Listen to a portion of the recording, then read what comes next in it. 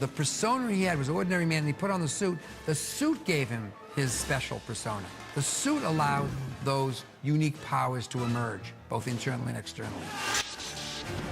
When you start to examine the realistic idea of why Bruce Wayne would dress up as a bat, the best explanation offered by the comics is the notion of him using fear against those who would use fear themselves. He is a real person, and he's just, you know, he's trying to intimidate and frighten is part of his modus operandi. Where are you? Here.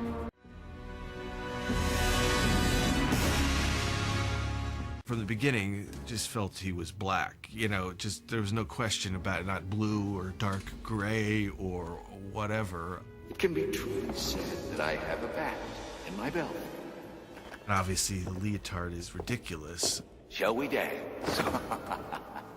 I worked on a number of projects with Bob Ringwood through the 80s. He's one of a handful of very clever costume designers in the world. He'd met Tim Burton and got the job, and then we started this, what seemed at the time a very long prep, 24 weeks we had, without even realizing the sort of monumental task that was ahead of us of creating the Batsuit.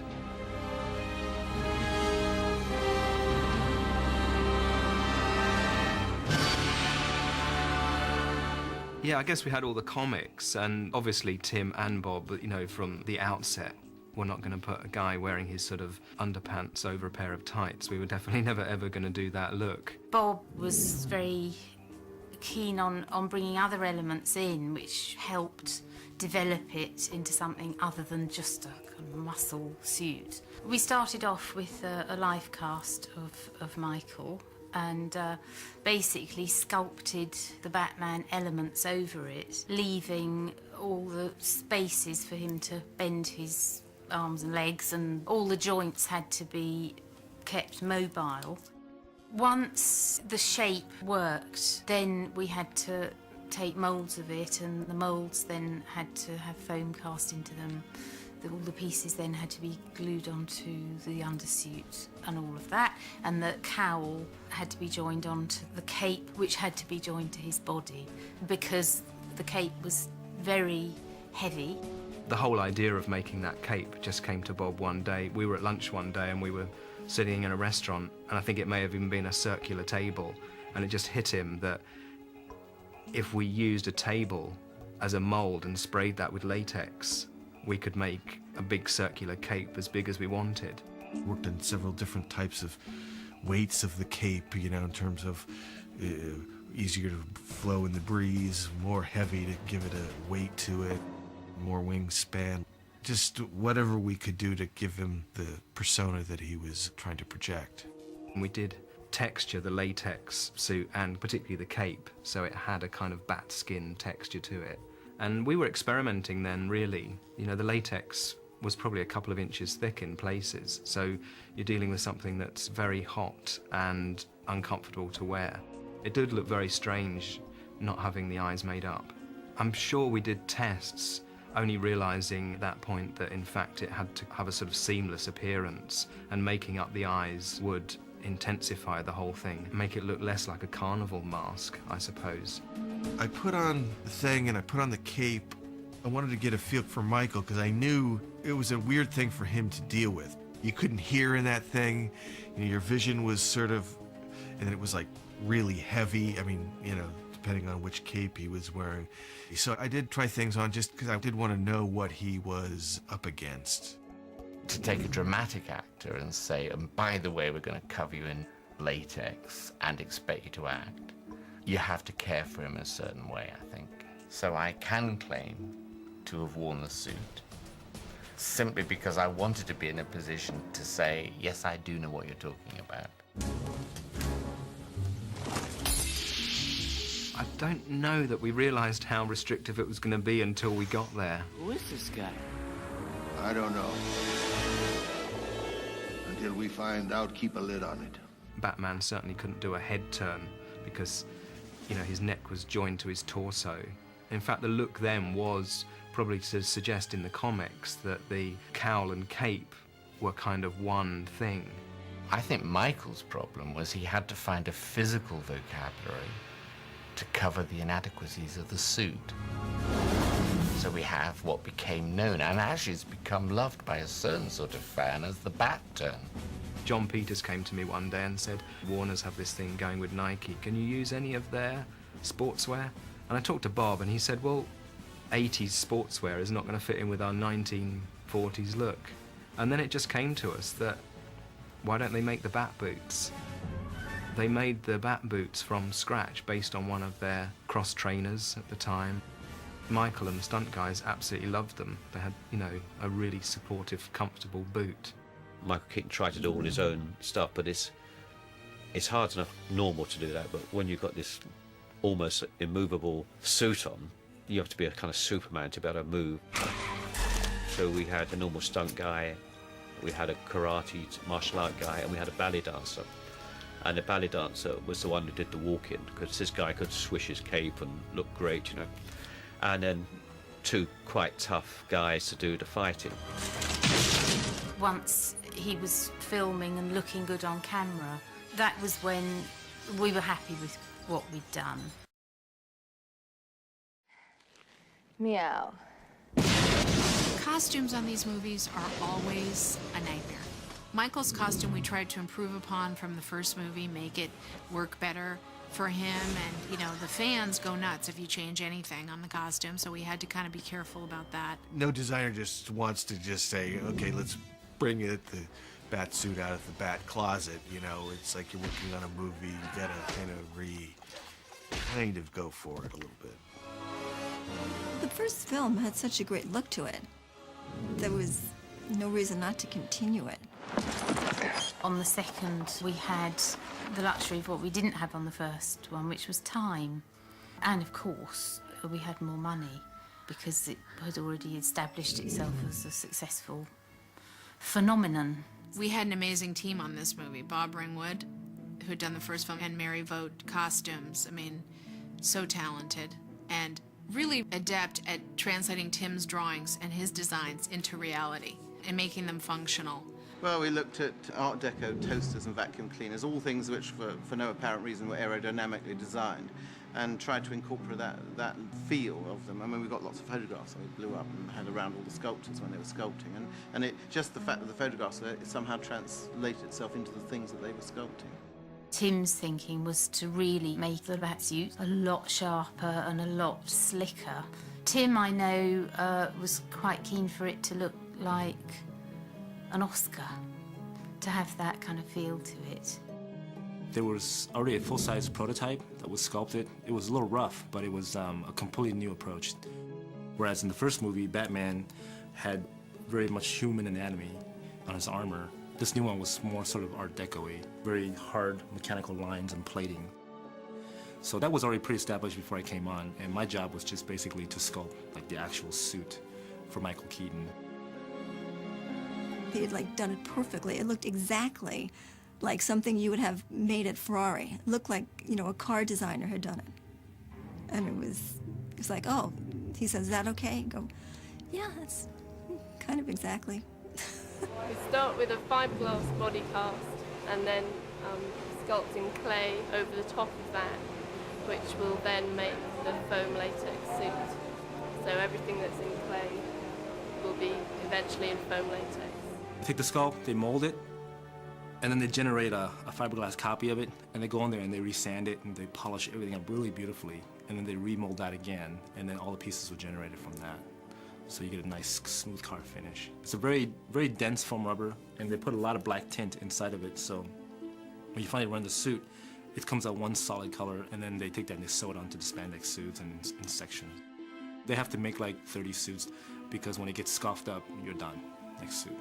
But with something that smooth and clean, it has to look pristine all the time. It's very difficult to maintain, so you just keep going through them. I think what we did on Batman Returns is beautiful. I think it's a lovely piece of sculpture. And if it looks like a piece of sculpture, then I think that means it's worked pretty well. You missed. I think at one point there were 146 people just in the costume department that were making all kinds of different things, you know.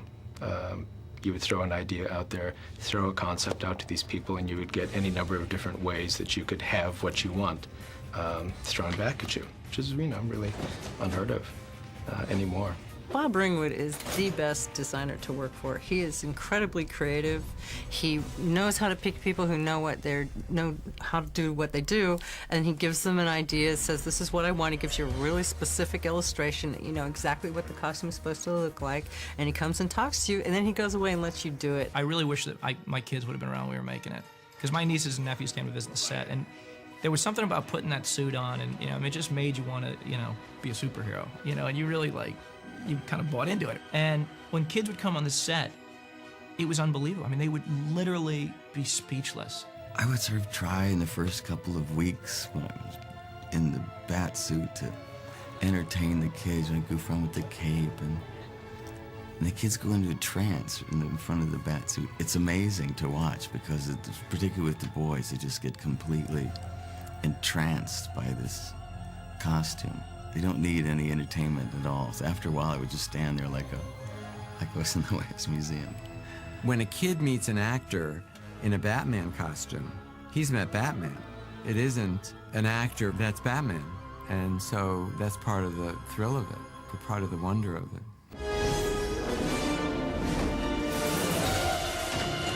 I was hoping you'd drop in. We had taken a giant leap from the Michael Keaton film, and then had built on that from the Val film to the George Clooney film.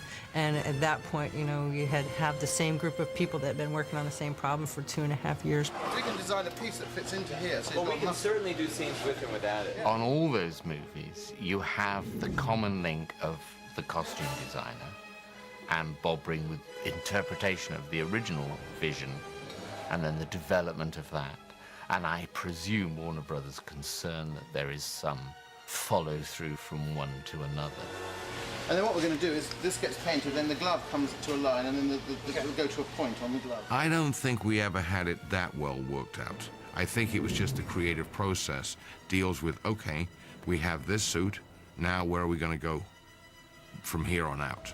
There's something about an anatomically correct rubber suit that puts fire in a girl's lips.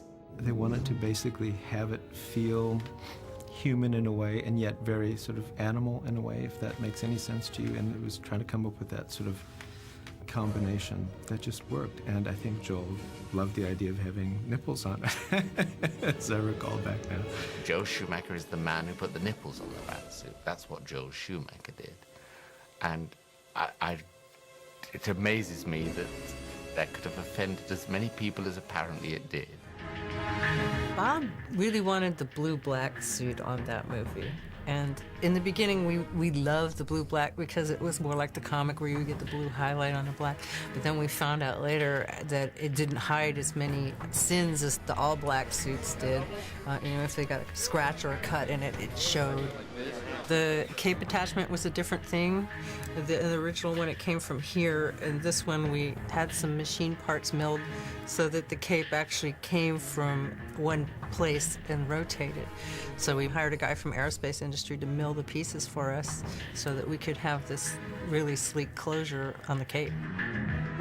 The heads were the hardest part to run because they were a 360 thing. There was no seam in them.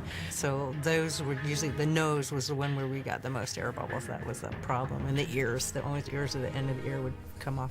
I tell you, all right, got a little wax in my ear.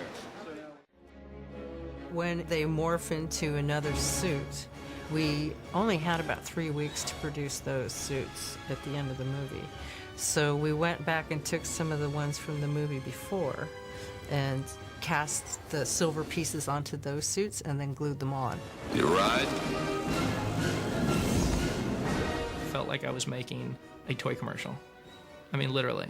It was, all of a sudden, we were in, like, these new suits. I'm like, okay, so I'm just trying to think of the story of how this works. It's like, let's not ask questions. We've got new silver suits, okay? It's just the way it is. when he's looking for the most intimidating symbol that he can think of, he naturally gravitates towards the thing that has frightened him the most as a child. Essentially, Bruce Wayne becomes his own worst fear. The costume has to be frightening, or it has no purpose. For it to be intimidating and imposing, it had to have a sense of function that would play into the credibility of Bruce Wayne putting on this extraordinary costume. Theatricality and deception are powerful agents. You must become more than just a man in the mind of your opponent. What the hell?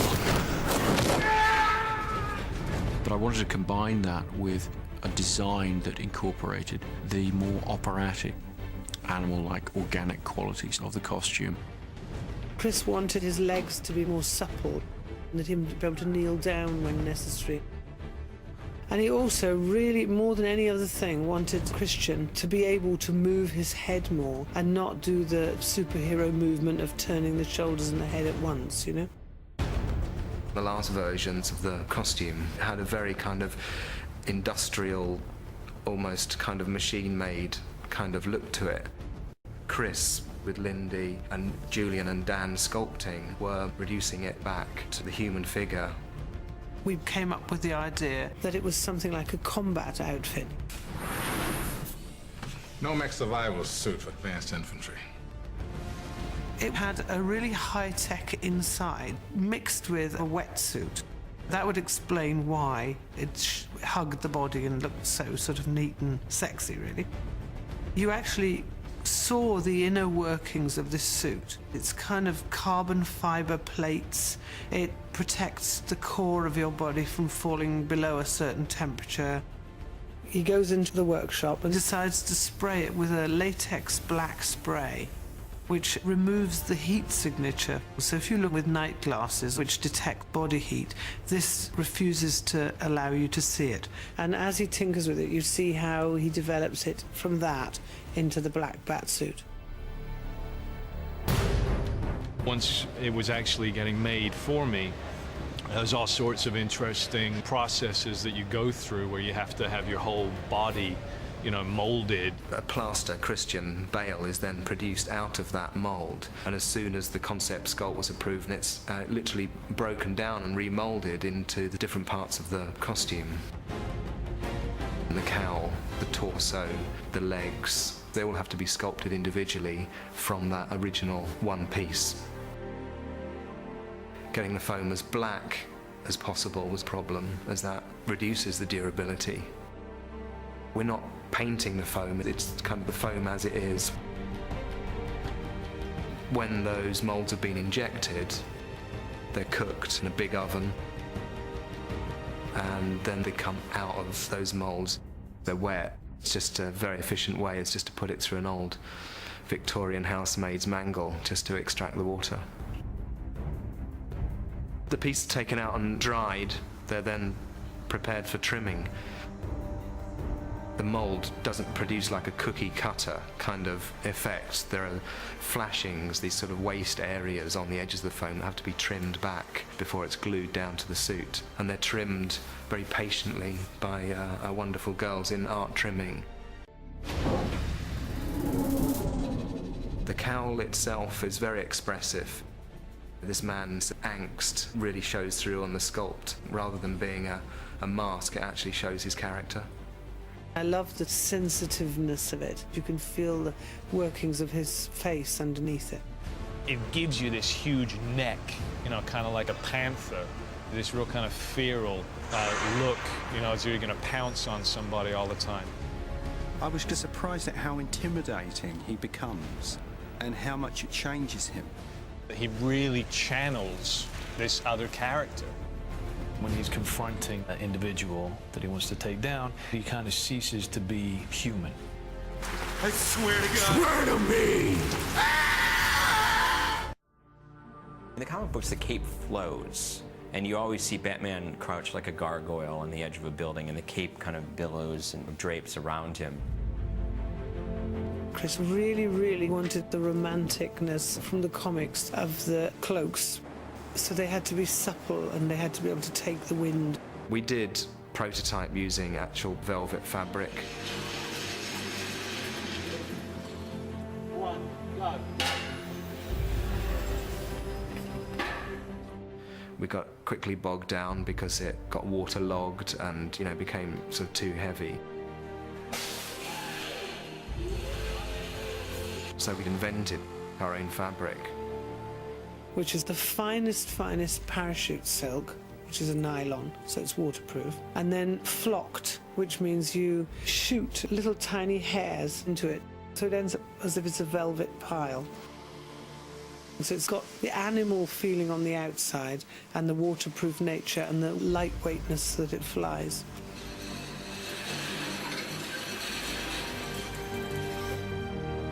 I was doing a lot of research with the Department of Defense, and there's something called memory fabric that they're experimenting with now. It's very soft and supple, but when an electrical current is applied to it, it can take on a rigid shape.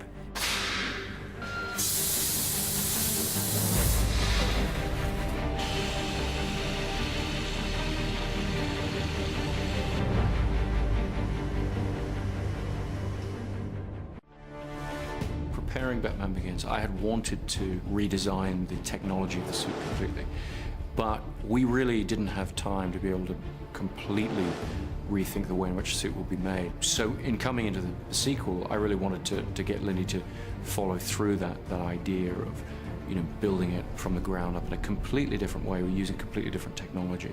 We just set about redesigning the suit as a much airier, much more modern, much more subtle piece of equipment, like a suit of armor, instead of a rubber suit. A lot of their ideas are based on high-tech sportswear, sort of motorcycle protection being one of the key things. Chris wanted to bring in this flexibility, so we developed armoured plates that would allow a sort of crumple zone between those armoured plates and allow him more movement. Bruce is a highly evolved guy. He's made himself so, and he's constantly looking for innovative things and learning from his experiences as the Batman. He's evolved and realized that he needs to make some modifications and continually upgrade the suit. It had tremendous bulk, and it allowed him to be able to withstand bullets and knives and sharp instruments, but it lacked flexibility. We took the reasons we had redesigned it, the increased flexibility, the speed, the maneuverability, all these things, and we put those into the story.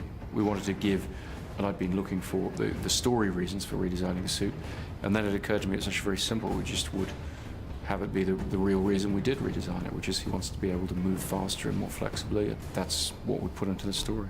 My armor carrying too much weight. Need to be faster. Bruce very much wanted to be able to see the movement of the head, which has actually never happened with any of the Batman movies. It's always been that he's had to move his shoulders to be able to see. And on this film, we've achieved it by dividing the head cowl from the neck. So the suit comes up and the neck is part of that. And the neck is now not like those great big rubber pillars that went down either side. It's actually like a human neck shape now, but just all balanced together. Protection runs around the neck so that you can compress your vertebra and turn from side to side. Chris and Lindy, they liked the sculpt of the cowl. That's exactly as it was before, although its profile is changed. And the cape remains the same because Chris always wanted it to be a very functional garment. As you know, Batman uses it to glide through the city.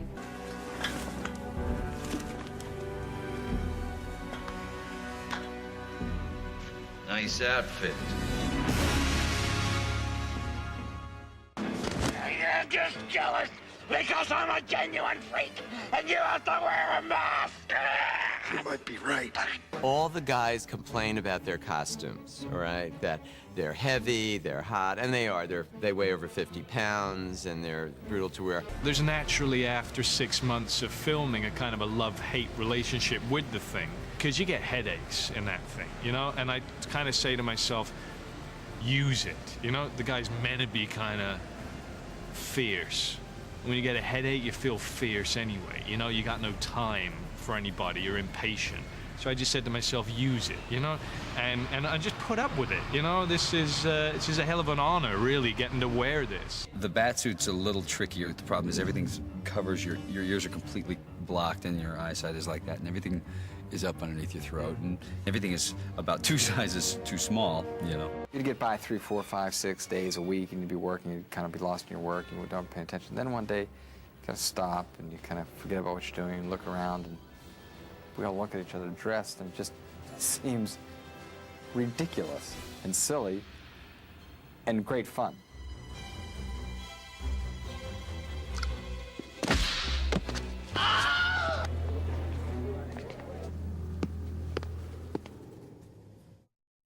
It's not who I am underneath, but what I do that defines me. He uses the cape and cowl to create a symbol that the people of Gotham will either respect or fear. What the hell is that?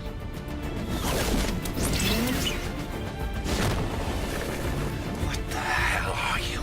The man who is just flesh and blood can be defeated, can be destroyed, whereas a symbol can transcend the idea of just being one man.